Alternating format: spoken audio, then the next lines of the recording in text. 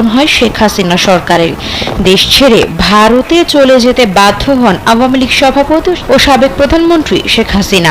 এরপর ডক্টর মোহাম্মদ ইউনূসকে প্রধান উপদেষ্টা করে দেশে গঠিত হয় অন্তর্বর্তীকালীন সরকার।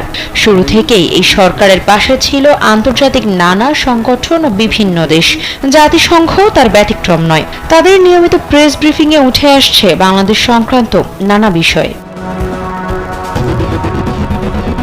সোমবার জাতিসংঘ মহাসচিবের মুখপাত্র স্টিফেন ডুজারিক তার নিয়মিত প্রেস ব্রিফিংয়ে জানিয়েছেন, বাংলাদেশের অন্তর্বর্তীকালীন সরকার রাজনৈতিক এবং মানবিক দিক থেকে অত্যন্ত চ্যালেঞ্জিং পরিস্থিতির মধ্য দিয়ে দেশের দায়িত্ব গ্রহণ করেছে। তারা আইনের শাসন এবং ন্যায় বিচার অনুসরণ নিশ্চিত করার জন্য যা যা প্রয়োজন তাই করবে বলে আশা প্রকাশ করছে সংস্থা। তাৎপর্যপূর্ণ এক সফরে ঢাকা আসছেন জাতিসংঘের মানবাধিকার প্রধান ভলকার টুর্ক। সবকিছু ঠিক থাকলে সেপ্টেম্বর মাসের দ্বিতীয় সপ্তাহে তিনি বাংলাদেশ সফর করবেন, একাধিক দায়িত্বশীল কূটনৈতিক সূত্র এ তথ্য নিশ্চিত করেছে।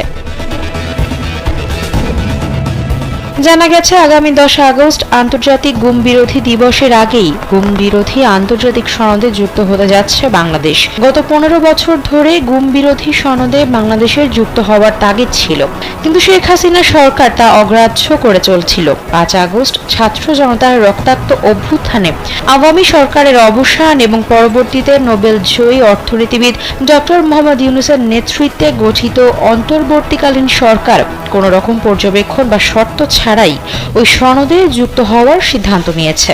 পর্যবেক্ষকরা বলছেন, গুম বিরোধী সনদে বাংলাদেশের সম্পৃক্ততা এবং জাতিসংঘের মানবাধিকার বিষয়ক হাইকমিশনার ভলকার তুর্কের ঢাকা সফর খুবই গুরুত্বপূর্ণ। স্মরণ করা যায়, গত 15 বছরে বাংলাদেশে 7 শতাধিক মানুষ গুমের ভয়াবহ অভিজ্ঞতার সম্মুখীন হয়েছেন।